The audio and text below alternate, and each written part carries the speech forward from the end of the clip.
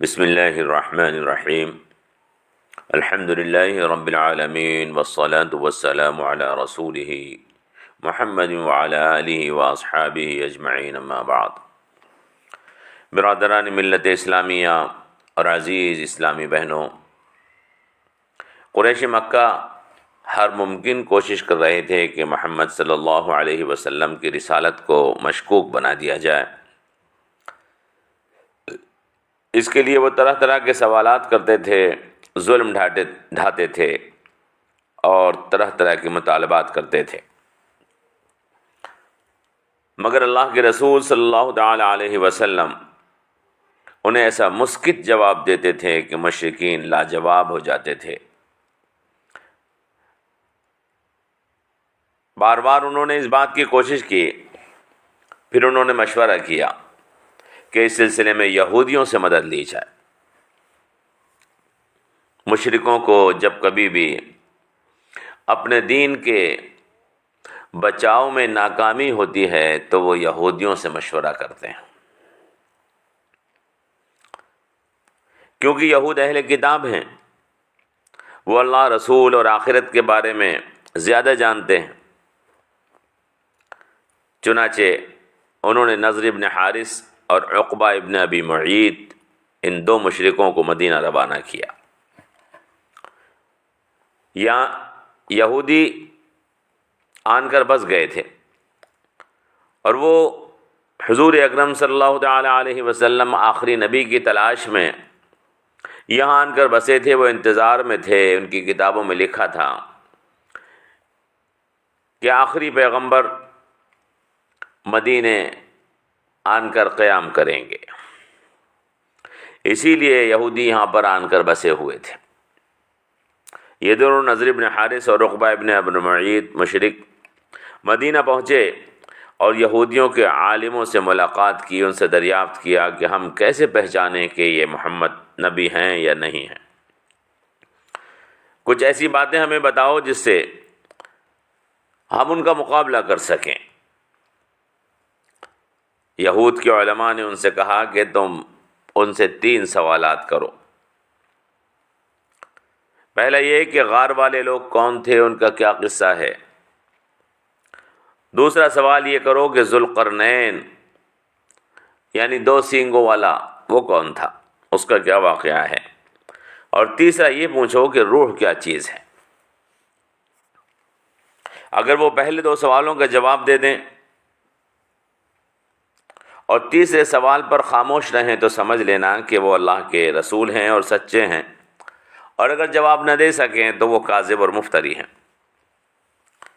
یہ دونوں بڑے خوش مکے واپس آئے اور مکے والوں سے کہا کہ ہم اب ایک ایسی بات لے کر آئے ہیں جس سے فیصلہ ہو جائے گا کہ کون سچ ہے۔ پھر مشرکین اکٹھے ہو کر حضور کے پاس آئے اور سوالات کا جواب مانگا۔ حضور نے فرمایا میں کل تمہیں ان سوال کا جواب دے دوں گا۔ کل تک وحی نازل ہوگی، جبرائیل آئیں گے، میں ان سے معلوم کر کے تمہیں بتا دوں گا۔ اللہ کی مصلحت، حضور نے انشاءاللہ نہیں کہا۔ چنانچہ کئی دن تک وحی نہیں آئی اور نہ جبرائیل آئے۔ کافروں نے ہنگامہ کر دیا، مکے میں شور ہو گیا۔ ہم نے محمد سے 3 سوال کیے تھے، وہ ان کا جواب نہیں دے سکے۔ خوب چرچے ہوئے، یہ کیسے رسول ہیں جو اپنے اللہ سے معلوم نہیں کر سکتے۔ ہم نے سوال کیا تھا تو سوال کا جواب نہ دے سکے۔ کافر بڑے خوش تھے، مشرک بہت خوش تھے۔ ہم نے محمد کو لاجواب کر دیا۔ خوب پروپیگنڈا کیا گیا حضور کے خلاف، اسلام کے خلاف۔ چند روز کے بعد سورہ کہف نازل ہوئی، 10-12 دن کے بعد، جس میں اصحاب کہف اور ذوالقرنین کا پورا قصہ تفصیل کے ساتھ بیان کر دیا گیا۔ اور تیسرے سوال کے جواب میں سورہ بنی اسرائیل کی آیت وَيَسْأَلُونَكَ عَنِ الرُّوحِ قُلِ الرُّوحُ مِنْ أَمْرِ رَبِّي وَمَا أُوتِيتُم مِّنَ الْعِلْمِ إِلَّا قَلِيلًا نازل ہوئی۔ اس کے بارے میں انشاءاللہ ہم اگلے درس میں آپ کے سامنے تفصیل سے بات کریں گے۔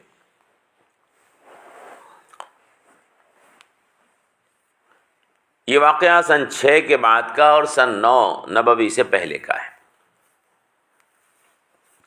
اصحاب کہف کے بارے میں بتا دیا گیا کہ وہ اللہ کی توحید کے ماننے والے نوجوان تھے جو شرک اور بت پرستی سے توبہ کر کے مومن بن گئے تھے، وہ ایمان والے تھے، بالکل اس طرح جس طرح سے آج محمد صلی اللہ علیہ وسلم اور ان کے ساتھی کلمہ توحید لا الہ الا اللہ کا اعلان کر رہے ہیں،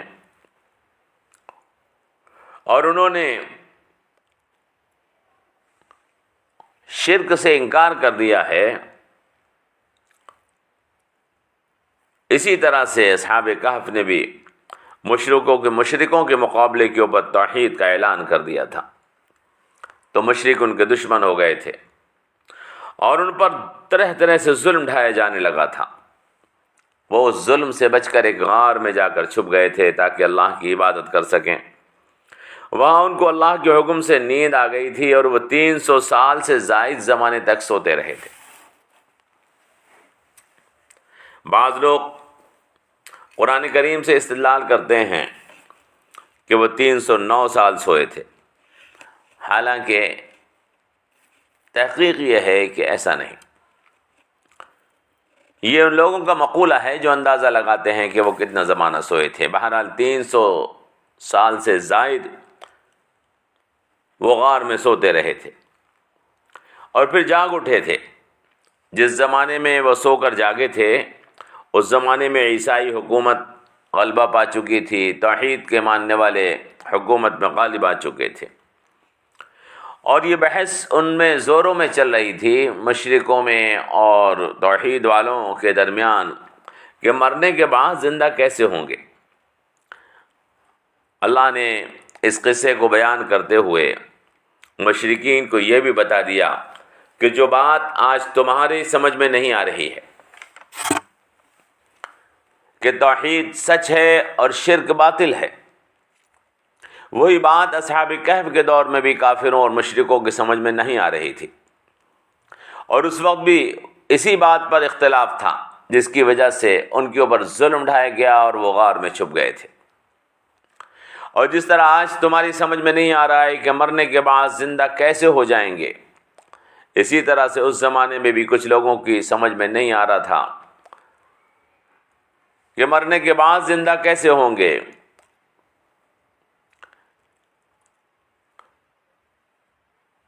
اللہ تبارک و تعالی نے 300 سال سے بھی زائد سال کے بعد اصحاب کہف کو دوبارہ سے اٹھا دیا تھا تاکہ لوگ سمجھ سکیں کہ اللہ مرنے کے بعد ایسے زندہ فرما دے گا۔ اللہ کی طاقت اور قدرت سے مرنے کے بعد دوبارہ زندہ ہونا کچھ مشکل نہیں ہے۔ اصحاب کہف کے قصے سے اللہ تبارک و تعالی نے مسلمانوں کو بھی ایک نصیحت کی اور بتا دیا تھا، اشارہ فرما دیا تھا کہ اصحاب کہف کے قصے سے یہ نصیحت حاصل کر لینا کہ مشرکوں کی طرف سے ظلم ابھی اور بڑھے گا، اور اس وقت تمہیں اصحاب کہف کی طرح اپنا ایمان غاروں میں چھپ کر بچانا ہوگا۔ جس طرح اصحاب کہف اپنے عقیدہ توحید پر جمے رہے، کافروں کی حکومت، کافروں کی طاقت سے نہ تو ڈرے اور نہ ان سے کوئی مصالحت کی، نہ ان سے لڑائی کا ارادہ کیا، بلکہ خاموشی کے ساتھ غار میں چلے گئے اور اللہ کی عبادت میں لگ گئے۔ اسی طرح تمہیں بھی اپنا ایمان ان ظالموں سے بچانا ہوگا۔ ساتھ ساتھ کافروں کو بھی اللہ تعالیٰ نے اس قصے کے ذریعے بتا دیا کہ اللہ تعالیٰ جس طرح اصحاب کہف کی حفاظت فرمائی، اسی طرح سے تمہاری حفاظت فرمائے گا، اور جس طرح غار سے نکلنے کے بعد وہ ایک ایسے زمانے میں جاگے جب توحید اور حق کا بول بالا ہو چکا تھا، اسی طرح اللہ تعالیٰ مسلمانوں کی مدد فرمائے گا، اور یہ حالات تمہارے اوپر بھی آئیں گے۔ چنانچہ ہم دیکھتے ہیں کہ حضور نبی کریم صلی اللہ تعالی علیہ وسلم نے بھی اپنی جان کافروں سے بچانے کے لیے، ان کے ظلم اور ستم سے بچنے کے لیے غار ثور میں پناہ لی تھی، اور پھر آپ جب غار سے باہر تشریف لائے تو اللہ تبارک و تعالی نے مدینے کی ریاست حضور کو عطا فرمائی، اور مسلمانوں کے لیے ایک محفوظ مقام اور شہر اللہ تبارک و تعالی نے مرحمت فرمایا۔ اس طرح اصحاب کہف کے قصے سے اللہ تبارک و تعالی نے مسلمانوں اور کافروں دونوں کو نصیحت کی۔ اس صورت میں اللہ تعالی نے حضرت موسیٰ اور حضرت خضر علیہ السلام کا قصہ بھی بیان فرما دیا ہے۔ اس قصے کو بیان کرنے کا مقصد یہ ہے کہ اللہ نے یہ بتایا ہے کہ جو کچھ تمہیں سامنے نظر آ رہا ہے بس وہی سب کچھ ہے، ایسا نہیں ہے، بلکہ اللہ کا ایک قانون اور بھی ہے۔ اللہ نے اس کائنات کو کئی قوانین کے تحت چلا رکھا ہے۔ اللہ کا ایک قانون فطرت ہے۔ اللہ کا ایک دوسرا قانون وہ قانون شریعت ہے جو قرآن میں نازل کیا گیا ہے، اور اللہ کا ایک تیسرا قانون اور بھی ہے۔ اللہ کے ایک قانون فطرت سے یہ سورج چاند ستارے چلتے ہیں، یہ ہوائیں بادل چلتی ہیں۔ اللہ کے قانون شریعت سے یہ مسلمان چلتے ہیں اور مسلمان اس کے اوپر عمل کرتے ہیں، اور اللہ کا ایک تیسرا قانون اور بھی ہے جس کو قانون مکافات عمل کہتے ہیں، اور وہ قانون مکافات عمل بھی قانون فطرت کی طرح سے، بلکہ قانون فطرت سے بھی زیادہ مضبوطی کے ساتھ اس دنیا میں کام کر رہا ہے۔ اس قانون مکافات عمل سے ہر مجرم کو اس کے جرم کی پوری سزا دی جاتی ہے۔ اس قانون مکافات عمل سے جس کو حضرت خضر جیسے پیغمبروں کے ذریعے سے جاری رکھا گیا ہے، کسی بھی گناہ گار کو اس کی گناہ کی سزا دیے بغیر نہیں چھوڑا جاتا ہے، تاکہ اللہ کی یہ زمین ظلم اور گناہ سے پاک ہوتی رہے۔ اور جس دن یہ تمام کائنات اللہ تبارک و تعالی اس قانون مکافات سے چلانا چھوڑ دے گا، اس دن قیامت برپا کر دی جائے گی۔ اس دن قیامت آ جائے گی اور اللہ کا قانون عدل قیامت کے دن سب پہ اوپر قائم کر دیا جائے گا۔ پھر کسی کو بھی اگر اس نے ذرہ برابر بھی گناہ کیا ہے اس کی پوری سزا دی جائے گی۔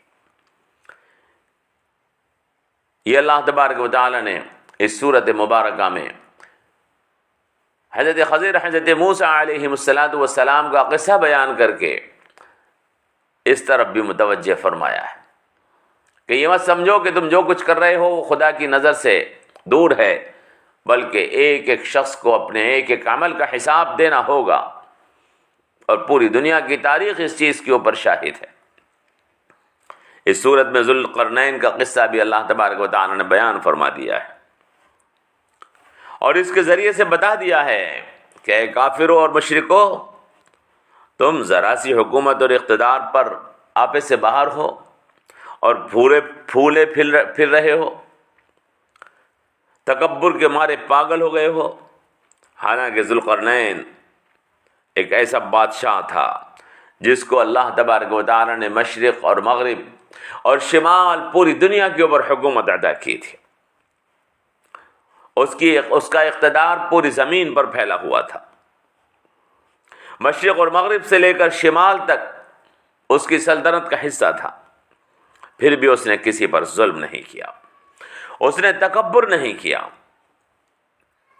اس نے اپنی طاقت کو کمزوروں کی مدد کرنے میں، مظلوموں سے ظلم مٹانے میں،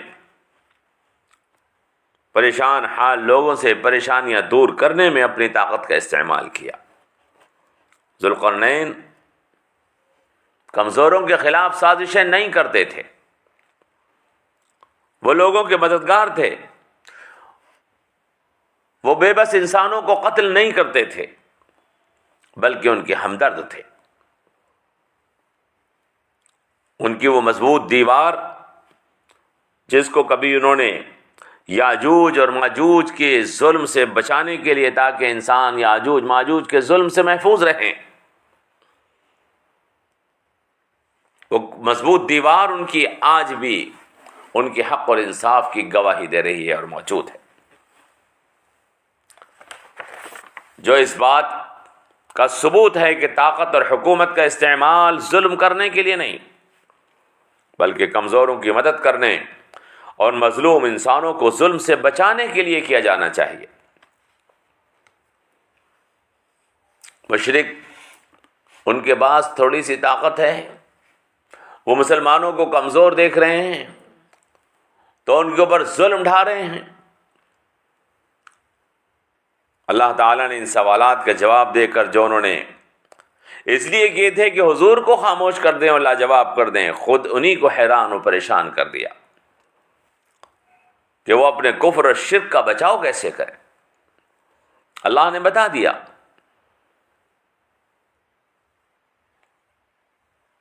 ظالم ظلم کے ذریعے سے، اپنی طاقت کے ذریعے سے اپنے شرکیہ عقیدے کو بچانا چاہتا ہے.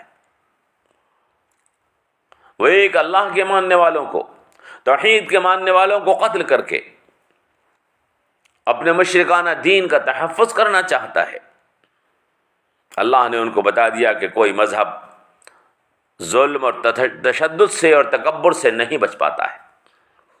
کوئی مذہب ظلم سے، تشدد سے اور تکبر سے نہیں بچ پاتا ہے، بلکہ انسانوں کے دلوں میں انسانیت ہوتی ہے، اور جس کے دل میں انسانیت ہے وہ ظلم سے، تشدد سے اور تکبر سے نفرت کرتا ہے. اس طرح ظلم اور تشدد کرنے والا اور تکبر کرنے والا مذہب مٹ جایا کرتا ہے، انسانوں کے دلوں میں گھر نہیں کر پاتا ہے.